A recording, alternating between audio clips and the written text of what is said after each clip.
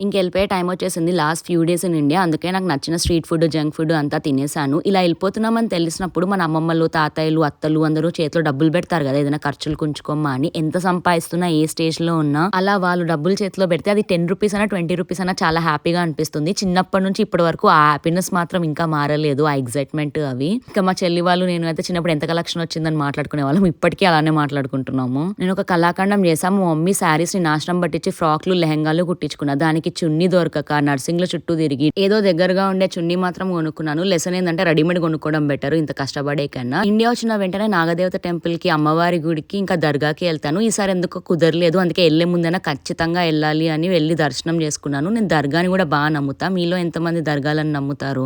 మొత్తం పనులన్నీ ఫినిష్ చేసుకొని, ప్యాకింగ్ అంతా చేసుకుని తర్వాత ఒక 2 డేస్ ఇంట్లో వాళ్ళతోటి ఏం చేయకుండా ప్రశాంతంగా స్పెండ్ చేసి రిలాక్స్ అయ్యాను. ఎందుకో ఈసారి తిరిగెళ్ళిపోవాలంటే కొంచెం బాధగా ఉంది. కానీ ఏం చేస్తాం?